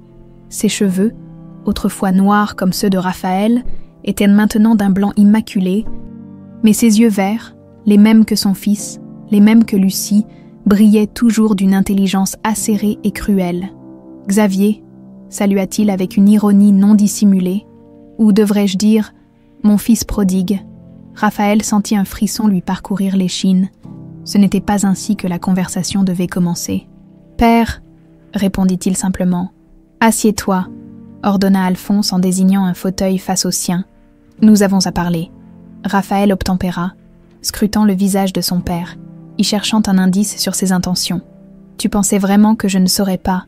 demanda Alphonse sans préambule. « Que je ne verrais pas ton petit manège avec cette femme et sa fille ?» Le ton sur lequel il prononça sa fille était chargé de mépris. « Notre fille », corrigea Raphaël, incapable de se contenir. « Lucie est ma fille. Une bâtarde qui porte notre nom, » cracha Alphonse. « Une abomination génétique qui souille notre lignée avec cette maladie. » Raphaël serra les poings si fort que ses ongles s'enfoncèrent dans ses paumes. « La même maladie que tu m'as transmise, la même qui te ronge aujourd'hui. » Alphonse eut un rire sans joie. « L'ironie, n'est-ce pas? Notre sang, notre précieux sang marchand, contaminé par des générations de mariages consanguins pour préserver la fortune. Et maintenant, ta fille meurt de la même pourriture qui me tue. » Il fit un geste vers les machines qui bipaient doucement à côté de son lit. « Dialyse 3 fois par semaine. Un 3e rein qui me lâche, à mon âge. plus de transplantations possibles. La fin approche, inexorablement. Est-ce pour ça que tu m'as fait venir? Pour me dire que tu meurs? Le vieil homme secoua la tête, un rictus aux lèvres. Pour te rappeler notre accord, tu es Xavier Marchand. Tu le resteras. Cette femme, cet enfant, elle n'existe pas pour toi. Lucie est en train de mourir, répliqua Raphaël, la voix tremblante de rage contenue. Elle a besoin d'une greffe immédiatement. Et alors, qu'elle meure. La froideur absolue de ces mots glaça le sang de Raphaël. Ce sera un service rendu à notre lignée. Tu n'as pas le droit. J'ai tous les droits, tonna Alphonse, soudain furieux. J'ai bâti cet empire. J'ai passé ma vie à protéger le nom des Marchands. Je ne laisserai pas une gamine malade et sa mère opportuniste tout détruire. La colère de Raphaël explosa enfin. Protéger quoi? Un nom, de l'argent. Tu as essayé de me tuer, ton propre fils, pour protéger ta précieuse réputation. Je t'ai offert une nouvelle vie, contra Alphonse. Une identité, une fortune, un avenir sans cette femme qui te rabaissait à son niveau. Tu m'as volé 7 ans avec ma fille, siffla Raphaël. 7 ans que je ne récupérerai jamais. Un silence lourd s'installa entre eux, seulement rompu par le bip régulier des machines et le tambourinement de la pluie contre les vitres. « Que comptes-tu faire » demanda finalement Alphonse, sa voix redevenue calme et calculatrice.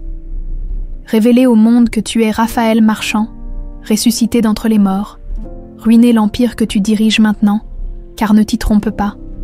Si Raphaël revient, Xavier disparaît, avec tout ce qu'il possède.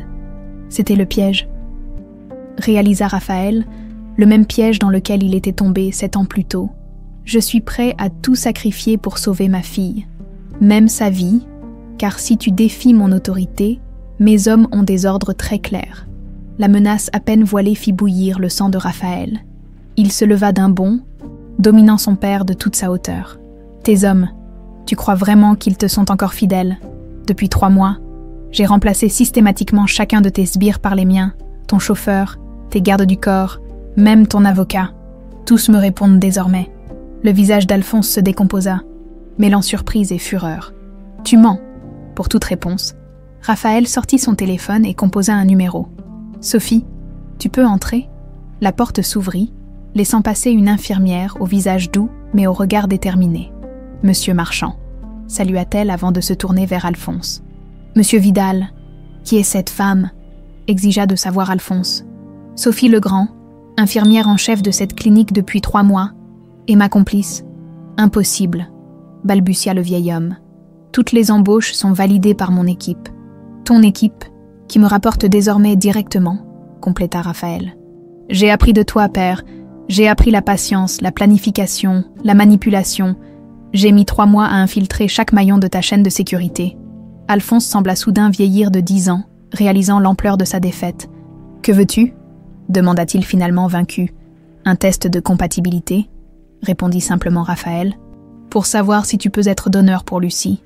Un rire amer s'échappa des lèvres du vieil homme. Tu veux que je sauve une enfant que je n'ai jamais reconnue? Une erreur génétique qui porte notre nom? Je veux que tu sauves ta petite fille, corrigea Raphaël. Et peut-être, au passage, ton âme, si tant est que tu en aies une, à ce moment précis. Le téléphone de Raphaël sonna. En voyant le nom d'Hélène s'afficher, son sang se glaça. « Oui !» répondit-il, redoutant ce qu'il allait entendre. La voix d'Hélène était brisée par les sanglots. « C'est Lucie. Elle a fait un arrêt cardiaque. Ils l'ont réanimée, mais il faut faire l'opération maintenant. » Plus d'attente possible. « J'arrive », promit-il avant de raccrocher. Il se tourna vers son père, le désespoir remplaçant la colère. Lucie est en train de mourir maintenant, pas dans quelques jours, pas demain, maintenant. Quelque chose d'indéfinissable passa dans le regard d'Alphonse. « Et tu crois que je vais t'accompagner gentiment à l'hôpital pour sauver cet enfant ?»« Non, » répondit Raphaël. « Je sais que tu ne le feras pas volontairement. C'est pourquoi j'ai un plan B. » Il fit un signe à Sophie qui s'avança, une seringue à la main. « Qu'est-ce que... » commença Alphonse. Mais déjà l'infirmière injectait le contenu dans sa perfusion. « Un sédatif puissant, » expliqua Raphaël. « Tu vas dormir pendant quelques heures. Père, et à ton réveil, tu auras peut-être sauvé une vie, malgré toi. » Les paupières d'Alphonse commençaient déjà à s'alourdir. « Tu ne peux pas. » articula-t-il avec difficulté. Je peux, je dois, pour ma fille. Alors que le vieil homme sombrait dans l'inconscience, Raphaël se pencha vers lui. Une dernière chose, père. Si Lucie survit, je disparaîtrai avec elle et Hélène. Tu ne nous reverras jamais. L'empire marchand sera à toi, jusqu'à ta mort. Considère cela comme mon dernier acte de piété filiale. Les yeux d'Alphonse se fermèrent complètement. Raphaël se redressa et se tourna vers Sophie. Préparez-le pour le transport. Nous devons être à l'hôpital dans moins d'1 heure. Les routes sont dangereuses avec cette tempête, avertit l'infirmière. Nous n'avons pas le choix, répondit-il en regardant son téléphone, où une photo de Lucie servait de fond d'écran. Une vie est en jeu, la vie qui compte le plus au monde pour moi. La tempête redoublait de violence, tandis que l'ambulance privée dévalait les routes sinueuses des Alpes. À l'arrière, Raphaël veillait sur son père inconscient, attaché à un moniteur cardiaque. L'infirmière Sophie vérifiait constamment ses constantes vitales. « Son rythme cardiaque est stable », annonça-t-elle. « Mais je suis inquiète pour sa tension. Elle fluctue. Combien de temps avant qu'il ne se réveille ? 2 heures, peut-être 3. Le sédatif est puissant. Mais son organisme est affaibli par la maladie. C'est imprévisible. » Raphaël acquiesça, le regard perdu dans la contemplation de cet homme qui avait façonné sa vie par la terreur et la manipulation. Dans son sommeil artificiel, Alphonse semblait presque vulnérable. Presque humain. « Vous réalisez ce que nous faisons, n'est-ce pas ?» demanda Sophie à voix basse. « Enlèvement, procédure médicale non consentie, c'est criminel. Je sais, sa voix était ferme, sans regret. Mais laisser mourir une enfant quand on peut la sauver, n'est-ce pas également criminel ?» Sophie ne répondit pas. Retournant à sa surveillance silencieuse, le vrombissement du moteur et le battement de la pluie formaient une toile de fond hypnotique à leur folle équipée. Le téléphone de Raphaël vibra. Un message d'Hélène. « Lucie est stabilisée, mais les médecins insistent pour opérer dès que possible. Où es-tu ? » « En route. Avec mon père, 1 heure maximum, » répondit-il. Un autre message suivit immédiatement. « Est-il consentant ?» Raphaël hésita avant de répondre honnêtement. « Non, mais il n'a pas le choix, ni nous. » L'hôpital de Saint-Tropez, habituellement calme en cette saison, bourdonnait d'une activité inhabituelle. Le désert Laurent avait mobilisé une équipe complète en urgence, préparant 2 blocs opératoires adjacents. Dans sa chambre, Lucie flottait dans un état de semi-conscience, maintenue sous sédation légère après son arrêt cardiaque. Hélène tenait sa petite main, murmurant des prières qu'elle ne croyait pas vraiment adresser à quiconque. Sinon à la force mystérieuse qui avait ramené Raphaël dans leur vie, Madame Marchand, le DER, Laurent passa la tête par la porte entr'ouverte. « Puis-je vous parler un instant ?» Dans le couloir, le médecin semblait préoccupé, son front plissé d'inquiétude professionnelle. « Monsieur Marchand vient de me contacter. Il arrive avec un autre donneur potentiel. »« Un autre ?» feignit de s'étonner Hélène. Apparemment, les tests réalisés à Lyon ont révélé une compatibilité encore supérieure avec ce nouveau donneur. Un parent éloigné selon lui. Le médecin hésita. C'est inhabituel comme procédure, changer de donneur à la dernière minute, mais si la compatibilité est meilleure, en effet, ce serait préférable pour Lucie. Il la regarda droit dans les yeux. Je ne pose pas de questions sur les circonstances. Mon seul objectif est de sauver votre fille. Mais je dois vous avertir que cette situation pourrait soulever des problèmes éthiques et juridiques. Hélène soutint son regard sans ciller. Ma fille est tout ce qui compte, docteur. Le reste, nous nous en occuperons plus tard. Le médecin hocha la tête, semblant comprendre plus qu'elle n'en disait. L'ambulance devrait arriver dans 30 minutes. Nous serons prêts. L'entrée se fit par la porte de service. Discrètement, Alphonse, toujours inconscient, fut immédiatement conduit vers un secteur isolé du service de néphrologie. Raphaël, visage tendu et regard fiévreux, chercha Hélène du regard. Elle les attendait dans une petite salle de consultation, loin des regards indiscrets. Quand elle vit Raphaël, elle se précipita dans ses bras, puisant force et réconfort dans cette étreinte désespérée. « Comment va Lucie ?» demanda-t-il immédiatement. « Stable, pour l'instant. Ils la maintiennent sous sédation. » Elle s'écarta légèrement pour le dévisager. « Tu as réussi, tu l'as amené. Pas de la façon dont j'aurais voulu. » Son regard était hanté. « J'ai dû l'enlever, Hélène, le droguer contre son gré. Tu as fait ce qu'il fallait, » répondit-elle fermement. « Pour notre fille, le DR, Laurent les rejoignit, l'air grave mais déterminé. Les premiers tests sont encourageants. La compatibilité est exceptionnelle, presque parfaite, typique d'une relation grand-parent-petit-enfant. Raphaël et Hélène échangèrent un regard inquiet. « Vous n'avez pas à vous expliquer », ajouta rapidement le médecin. « Ma seule préoccupation est l'état de santé de ce donneur. Il est affaibli, ses reins sont dans un état déplorable, le prélèvement comporte des risques non négligeables pour lui. »« Il est consentant », mentit Raphaël. « Il connaît les risques ?» Le médecin hocha la tête, choisissant visiblement d'accepter cette version. « Dans ce cas, nous procéderons dès que possible. Les 2 opérations se dérouleront simultanément. La vôtre, monsieur Marchand, est annulée, bien entendu. »« Bien entendu, » murmura Raphaël. Une fois le médecin parti, Hélène agrippa le bras de Raphaël. « Que se passera-t-il quand il se réveillera ? Je m'en occuperai ?» Son ton était définitif. « Tu dois rester avec Lucie. » Il la tira contre lui une dernière fois, enfouissant son visage dans ses cheveux. « Quoi qu'il arrive, sache que je vous aime, toutes les 2, plus que ma vie. » Ces mots, prononcés comme un adieu, glacèrent le sang d'Hélène. Dans la chambre préopératoire, Alphonse commençait à montrer des signes de réveil. Raphaël avait congédié tout le personnel, prétextant vouloir un moment privé avec son parent. Lentement, les paupières du vieil homme papillonnèrent. Ses yeux verts, identiques à ceux de son fils, s'ouvrirent sur un monde qu'il ne reconnaissait pas immédiatement. « Où » commença-t-il d'une voix rauque. « À l'hôpital de Saint-Tropez », répondit Raphaël, debout à son chevet. « Tu vas être opéré dans 20 minutes pour sauver Lucie. » La confusion d'Alphonse se dissipa rapidement, remplacée par une fureur froide. « Tu n'as pas osé ?»« Aussi, j'ai osé.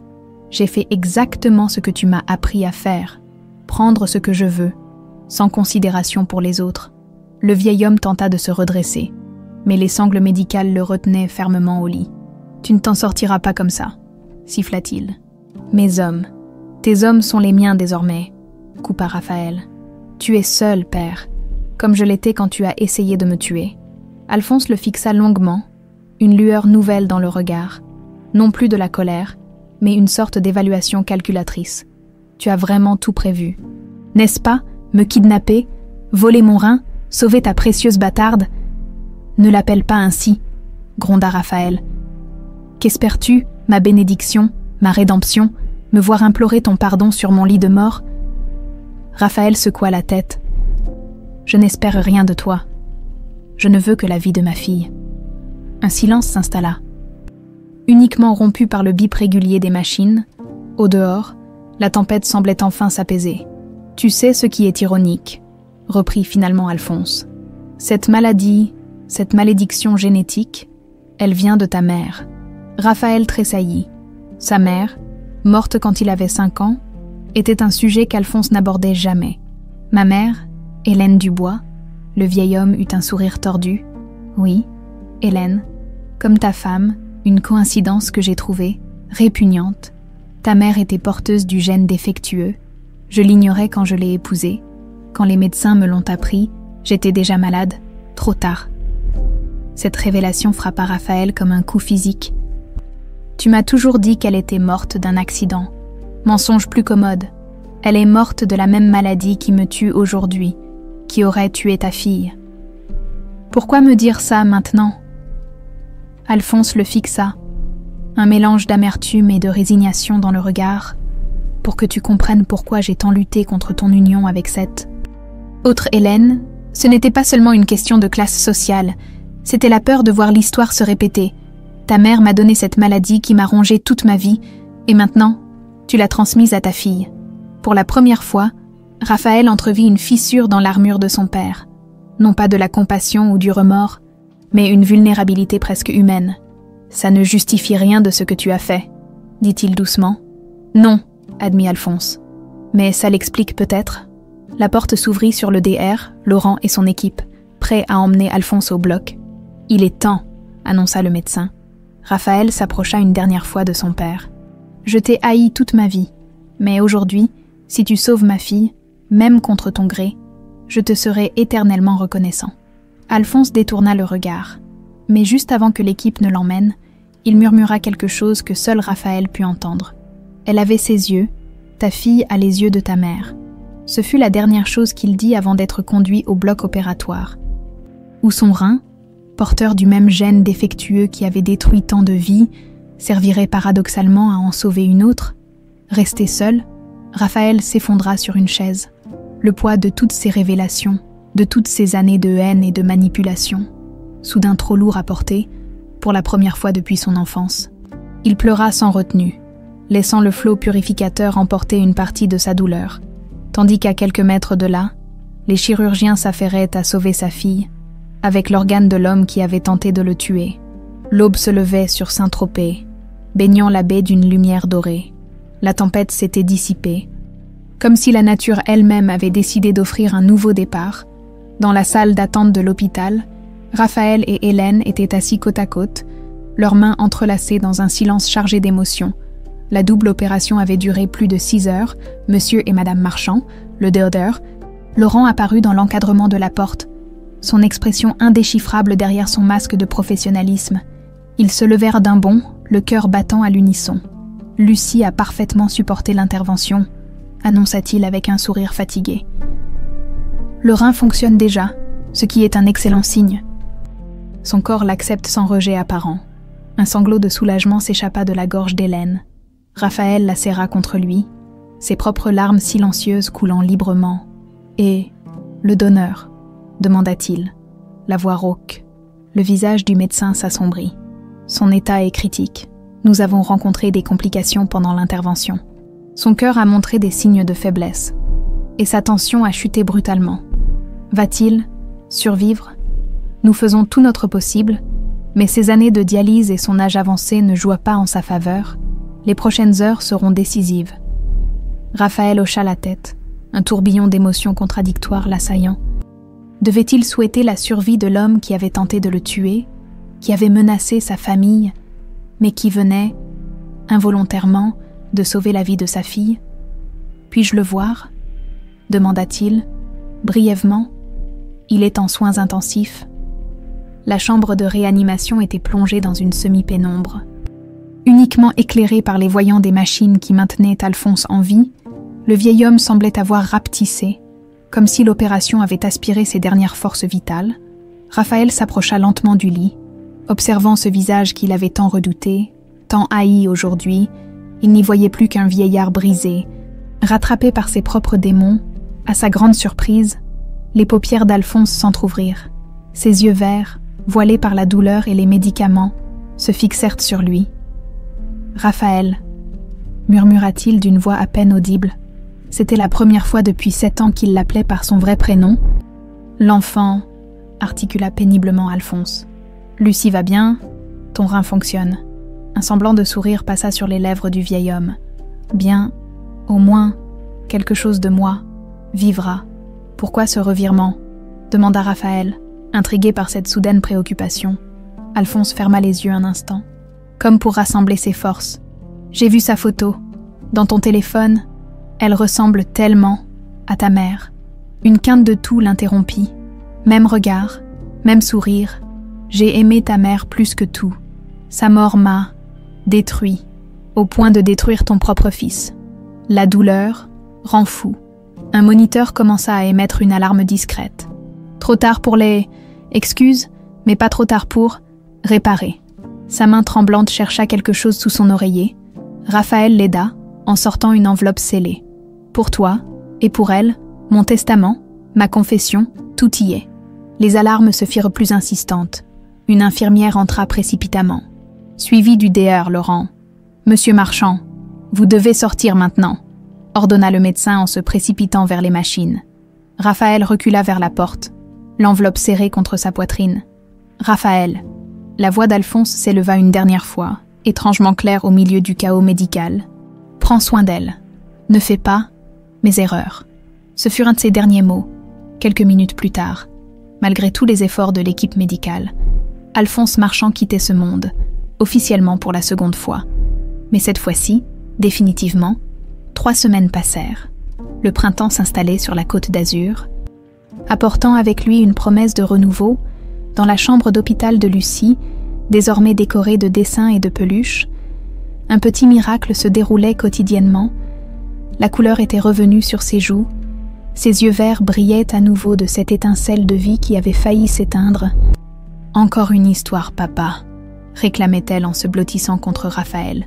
Le mot « papa » résonnait encore étrangement à ses oreilles. Un miracle aussi grand que la guérison de sa fille, après la mort d'Alphonse, Raphaël avait pris la décision la plus difficile et la plus libératrice de sa vie, redevenir lui-même.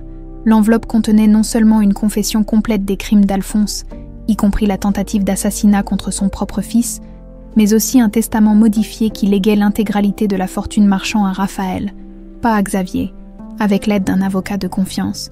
Raphaël avait entamé le processus complexe de résurrection. Des tests ADN, des témoignages, des documents cachés par Alphonse lui-même et révélés dans sa confession. Petit à petit, Raphaël Marchand revenait à la vie, tandis que Xavier s'effaçait doucement. « Une histoire de pirate », insista Lucie, tirant Raphaël de ses pensées. « Encore des pirates », s'amusa-t-il en ouvrant un livre coloré. « Tu tiens vraiment de ton père, petite sirène ?» Hélène les observait depuis la porte, son cœur débordant d'une joie qu'elle n'aurait jamais cru ressentir à nouveau.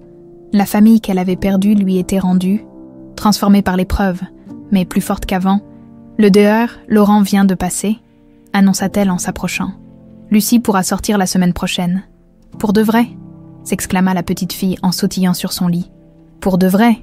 confirma Hélène. « Et ton papa a une surprise pour toi. » Raphaël sortit une petite boîte de sa poche.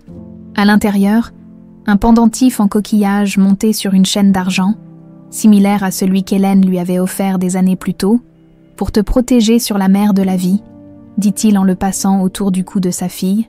Un talisman de famille. Lucie le serra dans ses bras, émue par ce premier cadeau de son père ressuscité. Un mois plus tard, sur la terrasse d'une villa surplombant la baie de Saint-Tropez, une petite fête se déroulait. Lucie, désormais en pleine forme, courait avec d'autres enfants sous le regard attendri de leurs parents. Raphaël et Hélène se tenaient légèrement à l'écart, savourant ce bonheur retrouvé. « La Fondation Lucie Marchand », dit-il en lui tendant un dossier. « Le conseil d'administration a approuvé à l'unanimité 10 millions d'euros pour la recherche sur les maladies rénales génétiques. »« C'est magnifique », murmura Hélène, feuilletant les documents. « Transformer cette fortune bâtie sur la souffrance en espoir pour d'autres enfants. Une façon de rédemption. »« Je suppose ?» réfléchit Raphaël. « Pas pour mon père, mais pour le nom Marchand. » La transformation de l'empire Marchand avait commencé. Des investissements éthiques, des œuvres philanthropiques, une transparence totale, l'antithèse de ce qu'Alphonse avait bâti. « Et pour nous ?» demanda doucement Hélène. « Qu'avons-nous décidé ?» Il l'attira contre lui, contemplant les eaux azur de la Méditerranée qui les avaient séparés puis réunis. Une nouvelle vie, ensemble, sans secret ni mensonge. Leurs lèvres se trouvèrent, scellant cette promesse d'avenir. Au loin, le rire cristallin de Lucie s'élevait comme une mélodie d'espoir. Aucun d'eux ne remarqua la femme élégante qui les observait depuis la plage en contrebas, dans la soixantaine, aux cheveux argentés et aux yeux d'un vert familier. Elle tenait entre ses doigts un médaillon identique à celui que portait Lucie. Elle sourit, satisfaite de ce qu'elle voyait, puis se détourna lentement.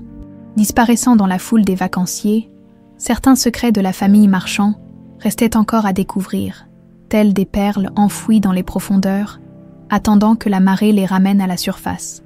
Mais pour l'heure, le soleil brillait sur Saint-Tropez, la mer chantait son éternelle sérénade, et une famille brisée puis reconstruite célébrait le plus précieux des trésors, une seconde chance.